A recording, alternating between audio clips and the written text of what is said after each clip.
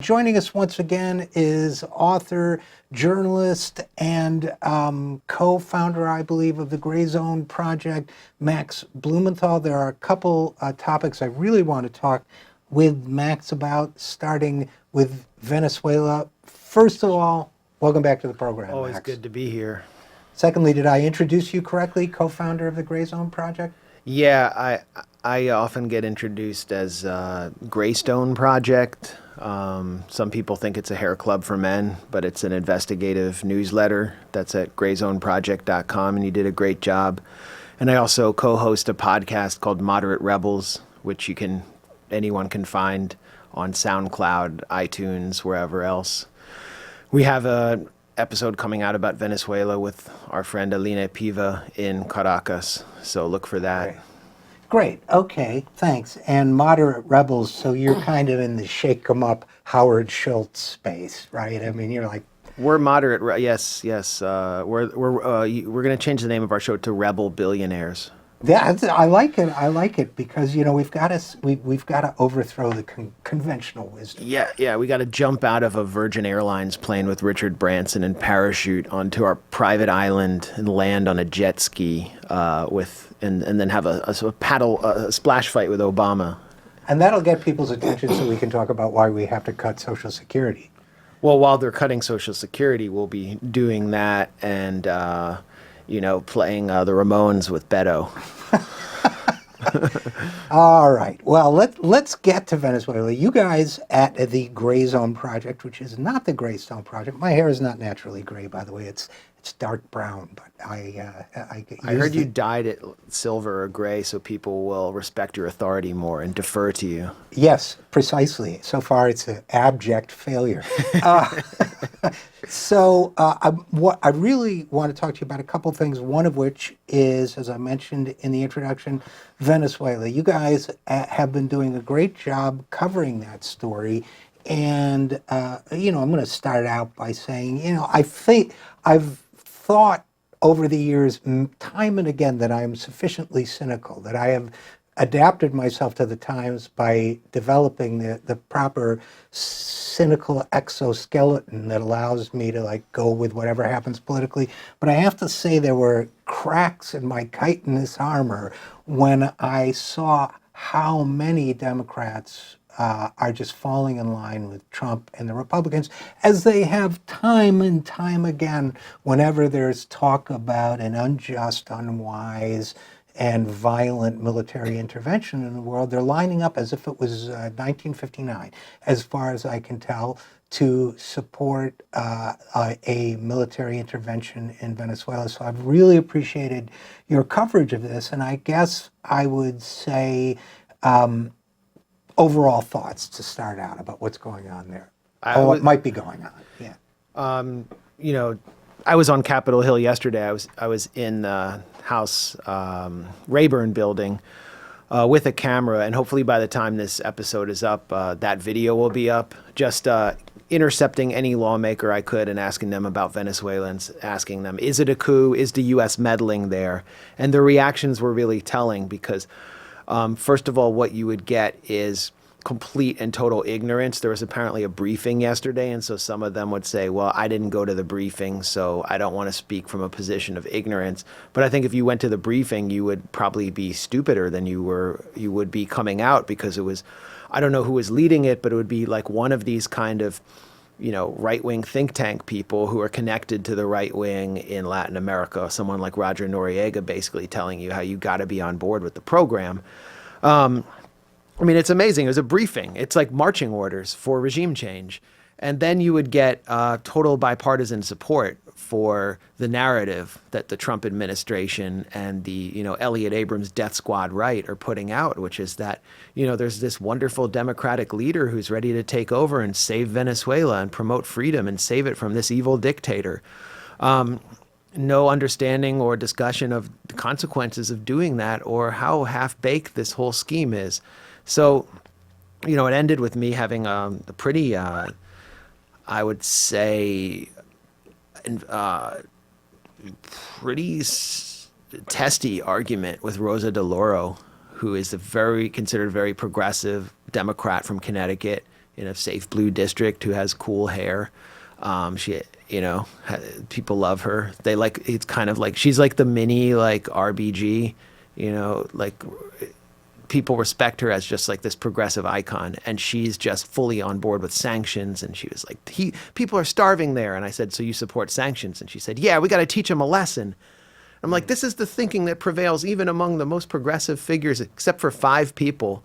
One of the most outspoken has been the freshman, Ilhan Omar, from Minnesota, who is from a district that is heavily Somali American, that has been under attack by the FBI for years. And she's, freely understands how dangerous American foreign policy has been for the Middle East. And she seems to have an understanding and a really good staff about what it could do to Latin America.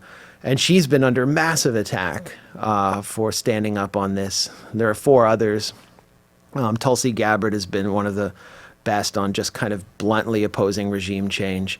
Ro Khanna has done a really decent job and framed it really well.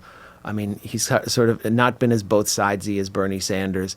But the point is that there's 5 out of something like 438 who are standing up to one of the most insane regime change projects that we've seen, I guess since Syria. But it would put another Libya or Syria on America's doorstep. I mean, those are the consequences that Americans need to think about, first of all. You saw CNN kind of pushing for arming the moderate rebels, arming the right-wing paramilitaries in Venezuela that don't have firepower right now.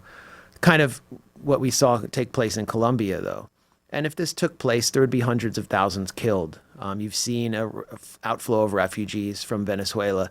That would maximize. There would be millions leaving. And you would have a Libya-level catastrophe on America's doorstep. There would be so many caravans.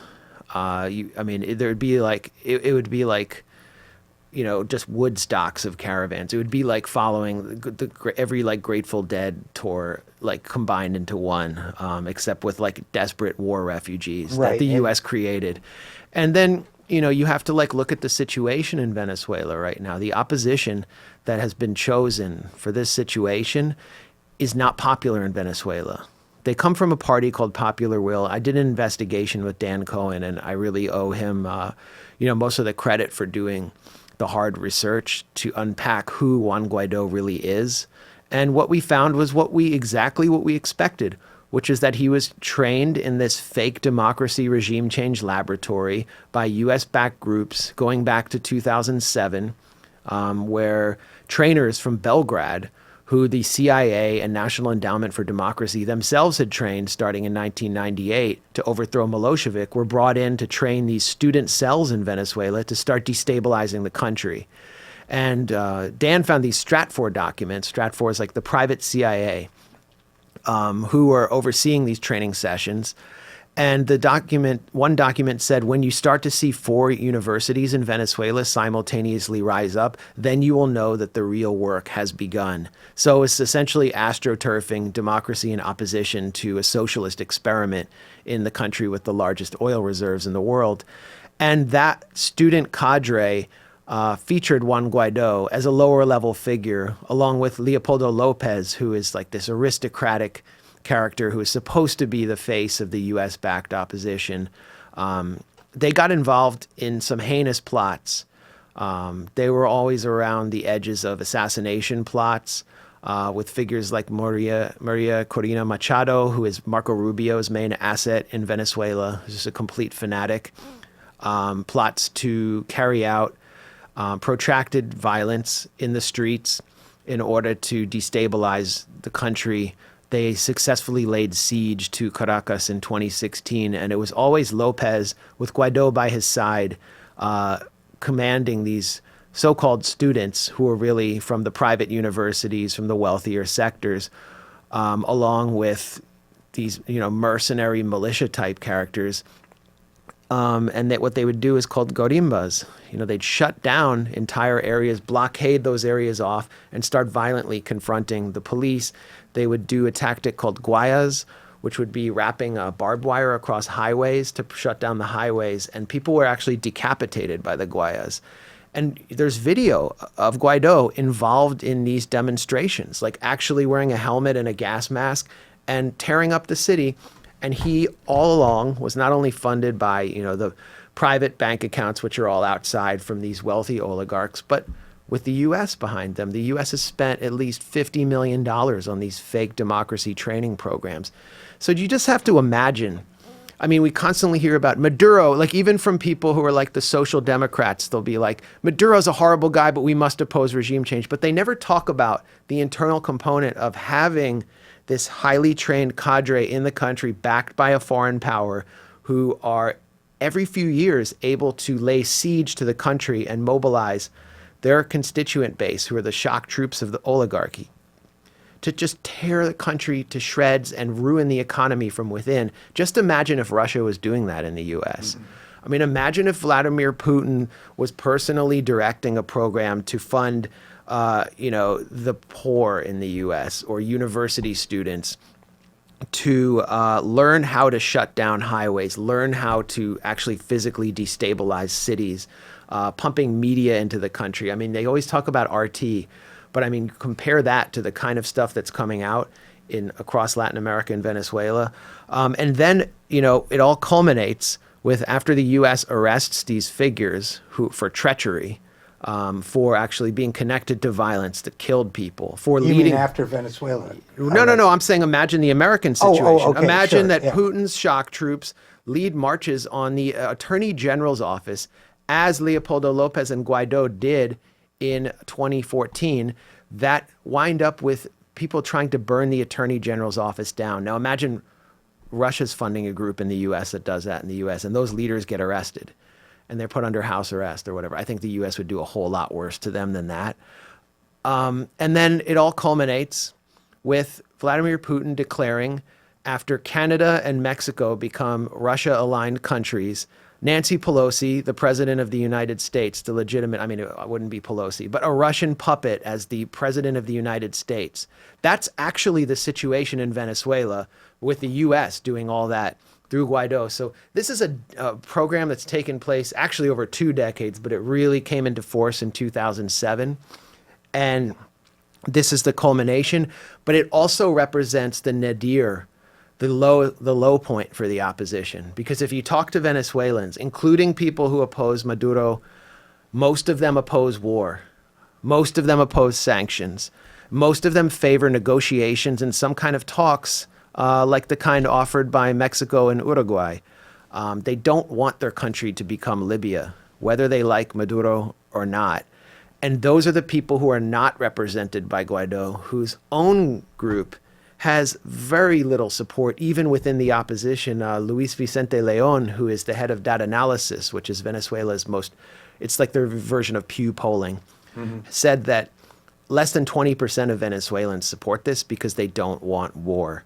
Well, you showed on Gray Zone Project, you had one of the I think most important overlooked aspects of the story. I'm looking at it now. 86% of Venezuelans oppose military intervention, meaning ours. 81% against U.S. sanctions. Local polling, I assume it's the data analysis, is the same group. But, oh no, it's Oscar Chamel. But whoever it is, for whatever reason, we're once again, as a country, the United States, in the position of preparing to liberate, quote unquote, a people that wants nothing to do with what we're planning to do. And I suspect that just as Dick Cheney did, we think that we'll be welcomed as liberators, and that, as whoever else said it, might have been Elliot Abrams for all I know, that it will be a cakewalk. But it won't be a cakewalk. If 86% of the public opposes military intervention and we go in there in any way, every action we take not only harms the Venezuelan people, but harms our own interests, I would think. Yeah, I mean, you have a lot of Venezuelans living on the outside who oppose Maduro, and, many of the opponents at every level of society have left, gone to Colombia or Miami or whatever, wherever. But there are a lot of people in Venezuela who are like, we're here and we don't want to be bombed and we would like to have food on our shelves. And what a lot of people don't know is that, there was a lot in the media about the long lines in Venezuela to get food, about empty shelves. That actually ended. And this year, the inflation rates actually started going down. Things started to begin to stabilize because the government is actually and would be capable of restructuring its debt and stabilizing the situation were it not for sanctions. And then it all stopped and the inflation started to go up when Maduro was inaugurated and the U.S. started to bring down its economic attack at an even deeper level. So, people can talk about why inflation took place. I think, we don't understand how the exchanges are manipulated from the outside, including by right-wing business interests in Colombia. But they can talk about Maduro's mistakes. But we have to understand that the sanctions have made it impossible for the economy to recover. And now you have a situation where the opposition isn't able to do much internally. It's fragmented. And, I just was on Skype because we were recording our podcast, Moderate Rebels, with our friend Aline Piva, who's been an analyst here in Washington, and she's Venezuelan, and she's in Caracas now. And she said there is a tense calm. There aren't big opposition rallies. People aren't coming out because they're not on board with the U.S.'s agenda and they see it for what it is. There are huge pro-government rallies every day now. But the tense calm is because they feel like the opposition's program of destabilizing the country from within has petered out. And now they're wondering if there will be an invasion from Colombia or if there will be a proxy war where the U.S. decides to arm the moderate rebels and start a civil war. It seems to be a fact that Israel sent troops to Brazil, supposedly for training exercises, the day after Trump recognized Guaido as the Wikipedia-approved president of Venezuela. So this is it's very troubling for people there. But the point is that across the board, they do not want to become another Libya or Syria. And Americans just need to understand that this isn't even about Maduro anymore. It's about whether a country can exist or not. I wanted to talk about that. And again, we're talking with Max Blumenthal, journalist and co-founder of the Greystone Project, about Venezuela. Gray zone. Oh, great. You did it. I did it again, I rather. planted I'm it in sorry. your mind. Yeah, you did. You should not have done that. Subliminal. Gray Zone Project. Was Greystone Abbey where Batman went or something? Was Greystone part of the Batman? Something. The It sounds like a Cadillac model or something. Yeah. Kind of watch. The Rolex Greystone. Yes, indeed. Distinction, elegance. It's the grayzoneproject.com. And what I wanted to say was, for somebody who's, lived a long time, there is a sort of gut-wrenching familiarity to all of this. There is, I was a student when Allende was overthrown in Chile, and I actually spent some time in Venezuela in the 70s too, but which was a very different country than in many ways, but the familiarity of what went on in multiple South American countries, the playbook seems in many ways unchanged. The housewives' protests, pots and pans, the sanctions, the covert interventions in the economy, the funding of sort of AstroTurf, although the term didn't exist then, but the principle was the same. AstroTurf groups like the one that Guaido was, brought up, and Lopez. It all seems so terribly familiar. And one of the things that strikes me about all of it is, even for Trump supporters, here we have this hysteria over caravans and immigrants coming to this country and seeking asylum, with a sort of historical amnesia that where people don't recognize that our own interventions in Central America created many of the forces that have forced people to leave their countries and come here. And in addition, that's a greatly overblown phenomenon, but to the extent that it occurs, that, you mentioned it earlier, we could see real caravans coming out of this. The historical blindness that goes into it stuns me, and yet to a lot of people here in Washington, D.C., particularly Hill staffers or whomever, and I don't mean to, there's some good ones too, but the answer is always, yeah, well, Maduro is really bad. And to me, the question of how bad is Maduro is an entirely separate question from, do we have the right morally to intervene? Is it smart strategically to intervene? And it seems to me that on both moral and strategic grounds, obviously strategic is secondary to morality, that it should be a slam dunk that this is a bad idea. Yeah, it should be a slam dunk. Let's consider our leadership. I think we have some of the worst leadership in the world. Leadership that can, from party to party, clearly does not care about the common people in this country. And the people here know it. And so there's this crisis of legitimacy in the U.S. and a need to constantly ventilate the crisis of legitimacy by finding external enemies. I mean, so now we have a national security doctrine that doesn't even mention ISIS and is moving us into a great power conflict with Russia and China, which is the perfect way of ventilating all of the, internal problems that our leadership has created. We're still the most powerful country in the world, the United States is, and therefore we don't have a country that can say, well, the leadership in the U.S. is terrible, let's go replace it, and then seize their assets and seize their resources. But I mean, just the whole argument that Maduro is terrible from so many angles is flawed and morally flawed as well. So nobody's going to come in and offer Donald Trump the opportunity to take a percentage of his fortune and fly to Switzerland in permanent exile. That's you would. You have the opposition to Trump saying that he's controlled by a malign foreign power, and right. Yet they would never support another country coming in and removing Trump by force. No, they might support the military, which is another question. They would. Good point.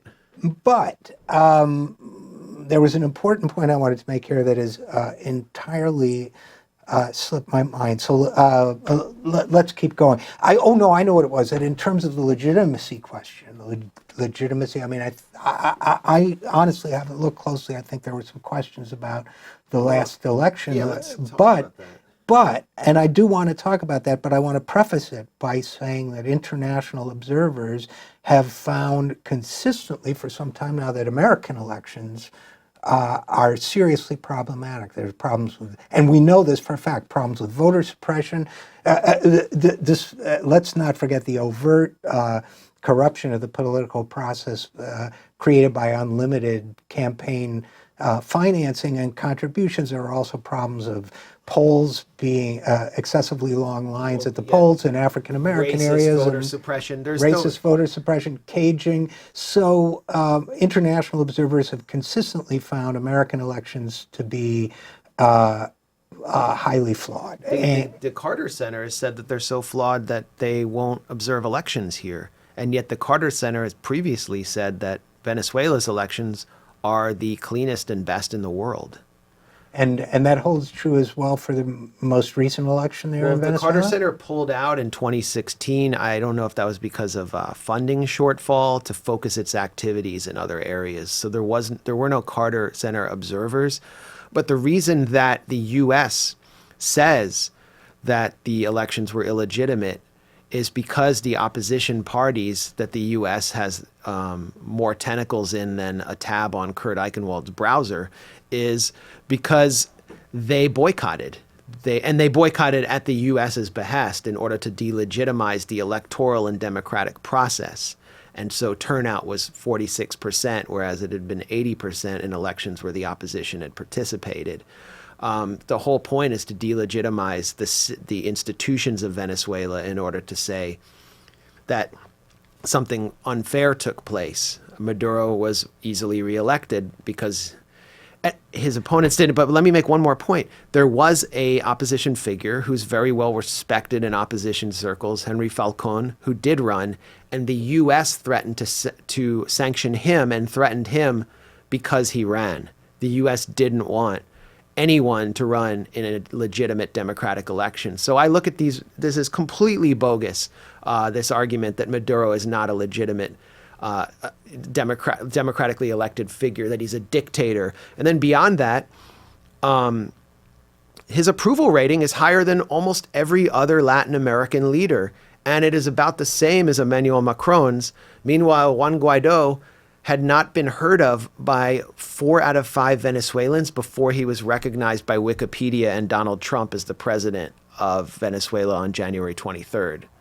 So, well, that's important information to have. And I guess I would say, because there's another topic I want to talk to you about, Max Blumenthal, before I let you go. But closing sort of the loop on Venezuela, the possible scenarios here as I run them through in my mind. Invasion is one scenario. Proxy invasion is another scenario. Proxy or funded and organized violent uprising and civil war is a third scenario.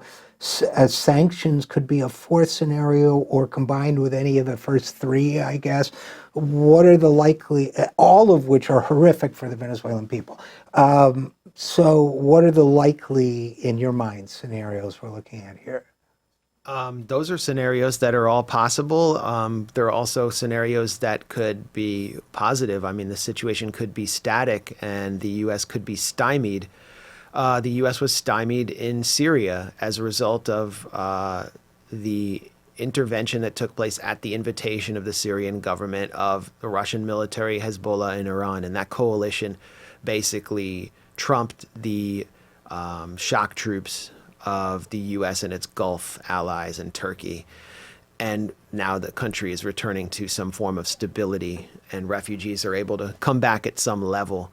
Venezuela has some of those same alliances, but it's in the Western Hemisphere. It's not quite in the Russian sphere of influence. Like if you actually look at Syria and where it is with respect to Russia's immediate periphery, it's the distance between us and West Virginia right now. So they actually faced a direct security threat from like ISIS outflow to Dagestan and places like that.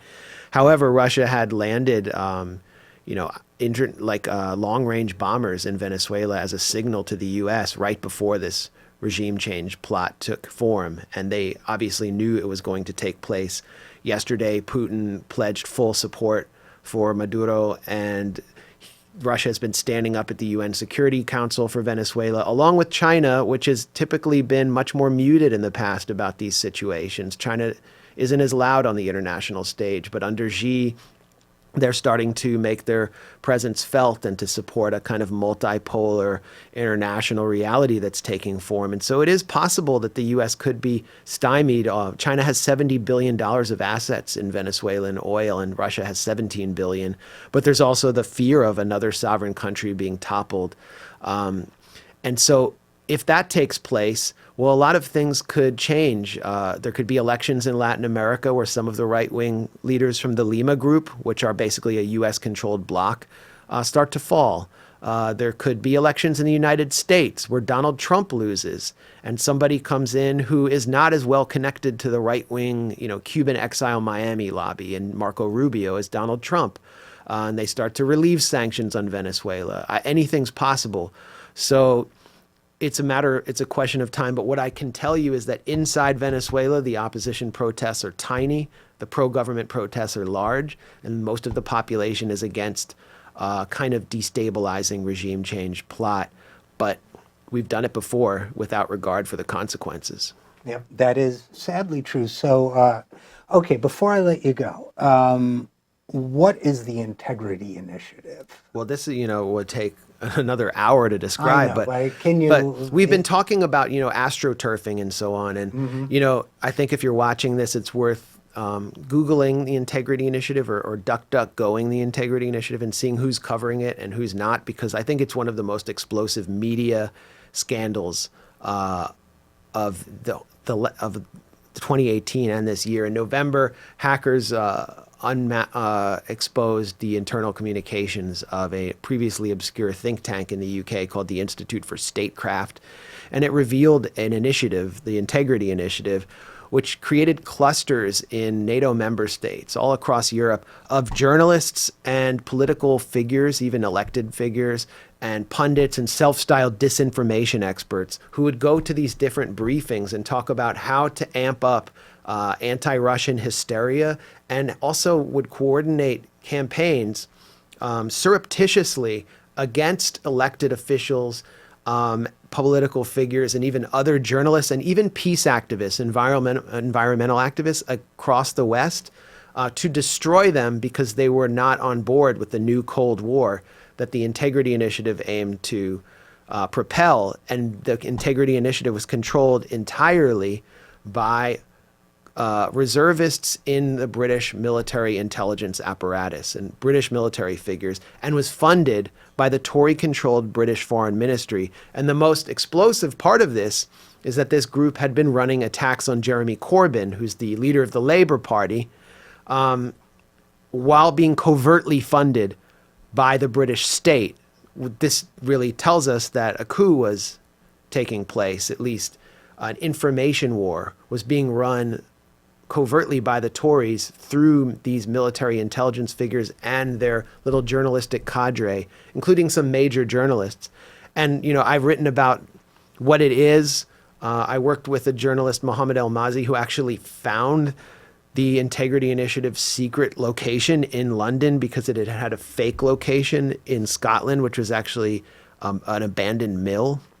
And he confronted the staff and they threw him out. And we did a follow-up piece on how the Integrity Initiative has started hosting conferences across the U.S.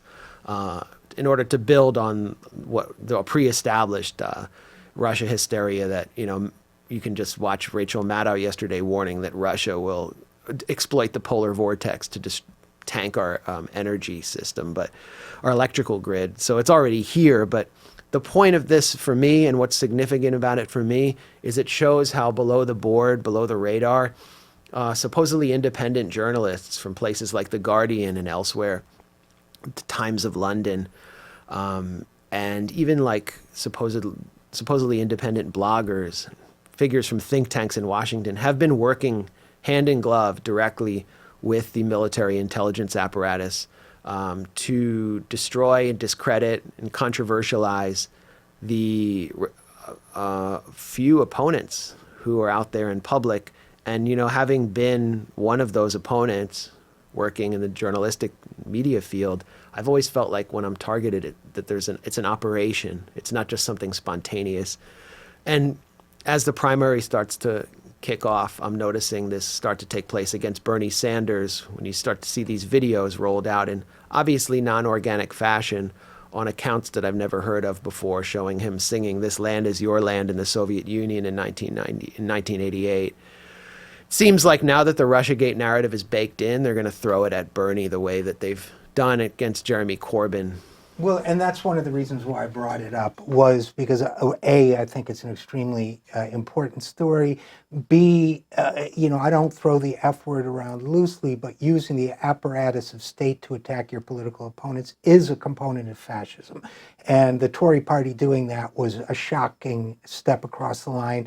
And C, you know, there seemed to be a similarity between some of the Integrity Initiative tactics, some of the other tactics against Jeremy Corbyn, for example, that haven't been tied to it directly, but the accusation, the coordinated sort of fake accounts used to give the impression that Jeremy Corbyn supporters are anti-Semitic, which in turn ties closely, in my mind, to some of the trolling and bot work and other things that have been deployed against Sanders and his supporters here in the U.S. Right. And my own experience, by the way, well, nothing like yours, but the one experience I had where it clearly seemed to be an operation, which was after the primary campaign was over, I no longer worked for Bernie. I wrote a piece for the Huffington Post. Yes, when they were saying Bernie and his supporters have no leverage to bring to the Democratic Convention, they should have no input on the party platform, I wrote a piece called "Yes, Bernie Has Leverage, Deal With It," and giving the justification that was subject to hundreds, if not thousands of accounts, or rather attacks in the comments section from accounts that had no picture or history. And classic bot attack, might have been David Brock's operation, might have been something else. But it struck me that I see what you see online right now, which is a ramping up of what seemed to me very much like coordinated operations, not only against Bernie Sanders, but against the left overall in the United States. And I think it's something we need to be watching with extreme vigilance. Yeah, just to kind of wrap up, I mean, I think that this does tie into the Venezuelan situation where the U.S. has run kind of a active measures style political war against Venezuela's socialist-oriented government. And these tactics have been refined over the years, including training these kind of fake democracy cadres. I think that, some of it was deployed against Trump through this so-called resistance. And, the U.S. having refined these lessons, it's going to come back home. It's coming back home. And so we're seeing a lot of this kind of hybrid warfare being used against elements that the national security state and its allies in both parties, who are both closer to the center, consider to be, incredible populist threats. And Bernie Sanders and his support base especially, would be kind of, I think, at the top of the target board. So I said from the beginning that Russiagate, while it seems to be directed against Trump, is actually going to blow back on the left, and that people on the left really need to wake up to what time it is and oppose it on principle, and not fall for the kind of partisan opportunism. Because, we all would like to see Trump removed from power, and now we're starting to see it. And I think that this will provoke a really interesting debate, when people on the left actually are forced to confront this narrative that the national security state and its allies in the media have cooked up, and how it's being wielded against them. And I think that part of that is reading up on the history of the national security state, including its intervention in student movements in the United States in the 1960s. But unfortunately, we're going to have to leave it there. So Max Blumenthal, author, co-founder of the Gray Zone Project, and as always, great work. And as always, thanks for coming on the program. Great conversation as always. Thanks a lot.